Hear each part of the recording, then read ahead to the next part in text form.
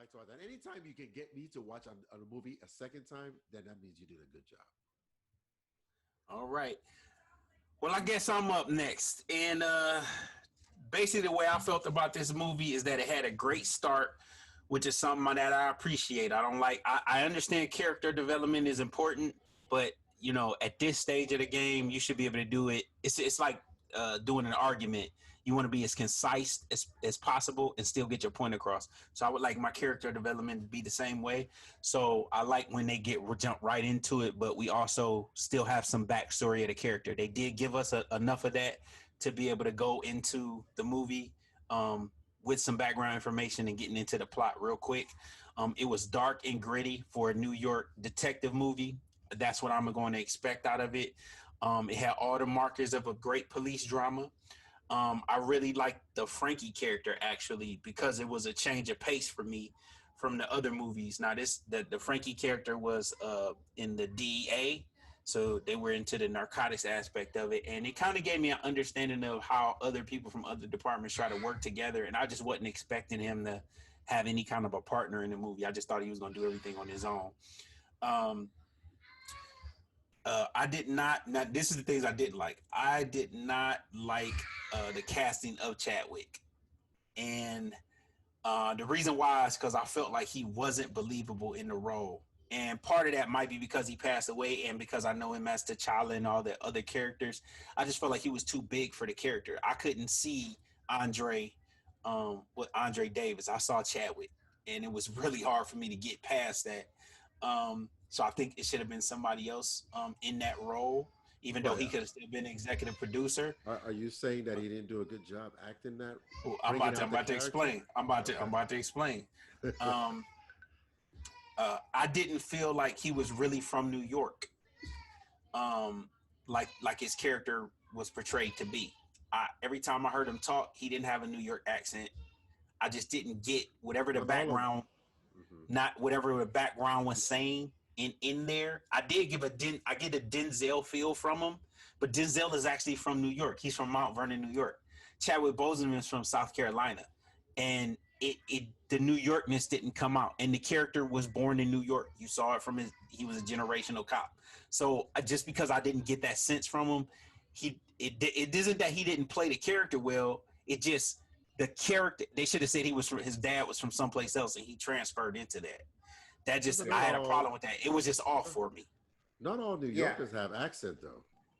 Not all of them have a New York accent. But they do. If you from there, yes, they do. Just like people from Ohio, they say we got accents. That's true. And not only that, the movie was portraying. The movie was portraying that he was from New York, or he was a New Yorker. So the expectation, I see what you're. That's kind of like the reason why I gave it a 3.5 too, because he didn't sound like a New Yorker to me. And it was Chadwick, so it was hard for me to believe that it was Andre. Until you mentioned that, Ron, I did not pay attention to that watching the movie. So to me, I wasn't looking for that. I was just looking for the character. I wasn't looking for, it has to be the character's a New Yorker. Yeah, but that's what I'm saying. The character development was that he was a New Yorker, and then it's already Chadwick, so you have to make me believe that you're not him. And I just didn't get that. They started the movie showing the generational relationship in terms of New York. Yeah, I know. I saw that. But I'm just saying. They were consistent with his.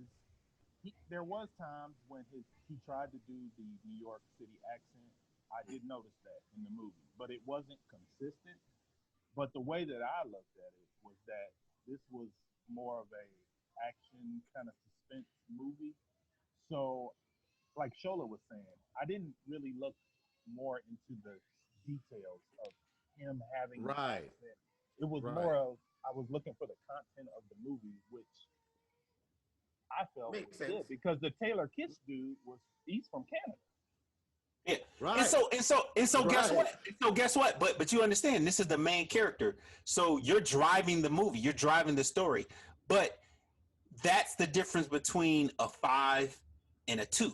No, I get it. You know what I'm saying? So what you're saying is you're about to give this movie a 2? Well, you're gonna hear in a minute. Let me get through it. I also also felt like they could have explained a little bit more as to why he was dealing with internal affairs. We knew he had some situations. I would have liked to have gotten a little bit more detail on that. They did give us enough, but I would like to have had more. The plot was great, and this had one of the best chase scenes, which was basically most of the movie. But this has one of the best chase scenes that I've ever seen in especially in a cop movie. That was realistic. That was more realistic. It was very realistic. You know why it would actually look great? Because I didn't know that the Russo's brothers were actually executive producers, so they might have helped out in that as well. Because they're very good with camera angles. Yeah. So when I saw that, I was very impressed with it. Hey, real quick, Ron. I wanted to know if y'all picked up on this, and this is something that I always talk about when I watch movies. I like realism.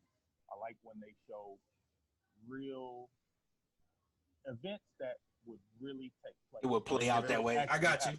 Yeah. So you remember the scene when he went on the subway, and when he went to the subway train, and he kind of like halfway went in and halfway went out. I know exactly what you're talking about. Because dude, he was like, he might try to dip out if I go in here. Yeah, but the problem is that it waited, and that them doors don't wait like that. That is true. Which we experienced. Remember, Dre? No. That's wait, true. you're talking about the subway. That's where I thought you was going. No, yeah, they held open for a long time. So when he ran to the sub, when he was chasing him down to the subway, and dude ran into the subway train, and Chadwick was walking up kind of, to the subway, and he entered into the subway as well, but then he peeked out again because he was like, man, if I go in here all the way, he might just dip out when the door closes. So he was trying to make sure he had enough time to where if he jumped out, he could jump out too.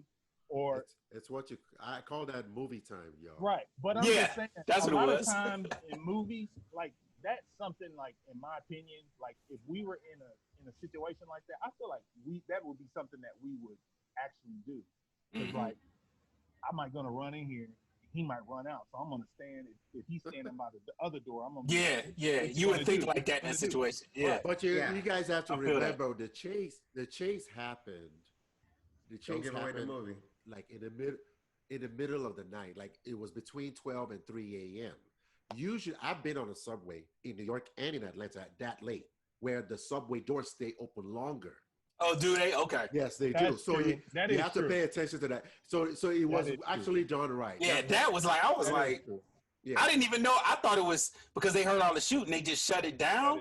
Then when it moved, I was like, I didn't think the train was going to move because it took so long. They slow that down when there's less traffic, even way less traffic. So they pause it. Yeah, that is true. Because those doors automatically. They automatically go on close, a time, like on a time count or whatever. Right. Okay. But I just noticed that. I thought that was cool. So I give this a score of 3.5 reels. It's a solid movie. It's a solid movie. It's a movie that you should definitely check out.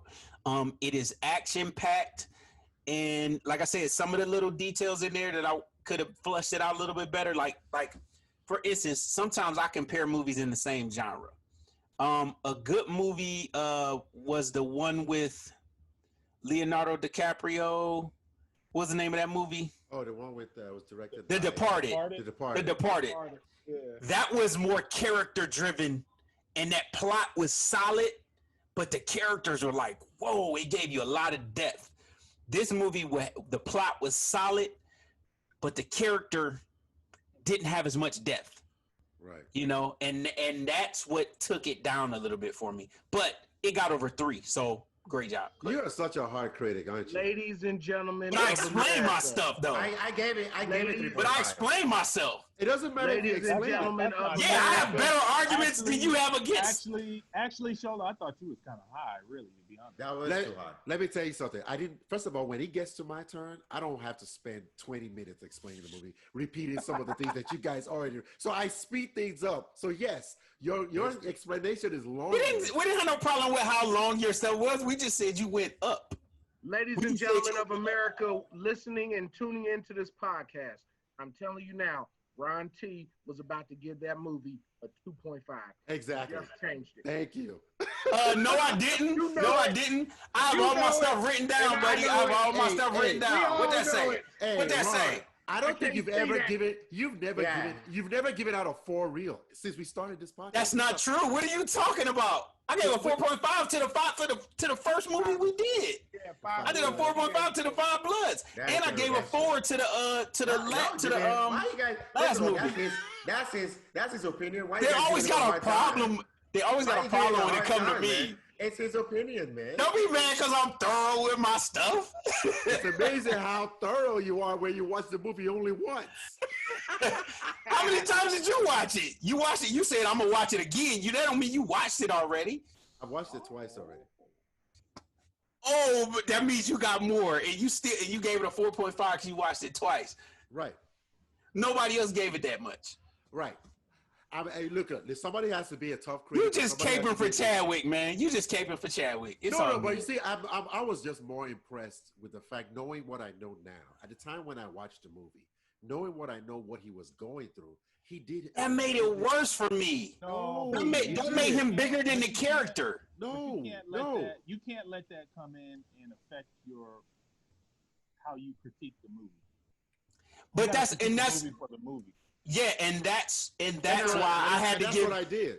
And that's why we're not critiquing the person. We're critiquing the movie and the characters. And I said that's what one of the problems was, is that because of all of that stuff, and he just it shot him in the iconic status. So now when I go back and look at that, it's like, dang, now I have to take out the fact that it's Chadwick and get rid of all of that stuff. Right. And that's why I said he did. And then what made it worse for me was the fact that he's not a New Yorker and he didn't give me that New York vibe. But you see, that's the thing. That messed it up for me. You're extremely detail oriented when is that a problem? Who's ever said a negative is that you're detail oriented? On a review, you're taking it as a negative. I'm not saying it's a good or bad thing. You said that's your problem. No. That's how you started it. I never said it was your problem. What'd you say? I just said that you're a hard critic. I didn't say it was your problem. I just said you're a hard critic. Okay, that's where you are. Your tone sounds like you're complaining. No. It's okay. I just said you're debating me the most. No. I'm saying. Wait a minute. So Lachey gave it a 3.5 as well. I did. Exactly. Because he's hating on me. I don't know why. That's what it sounds like. No. I think he had it. I think he had it in his mind from the beginning of today's podcast that he was gonna argue with me. I think he just wanted to push the content. We're movies at random ish, man. We all got to talk about that. I feel what you said, because honestly, like, if Chadwick Boseman hadn't got pushed into that iconic status after his death, or even just after Black Panther the movie, we probably would have watched this movie if he was still alive and been like, man, it wasn't that great.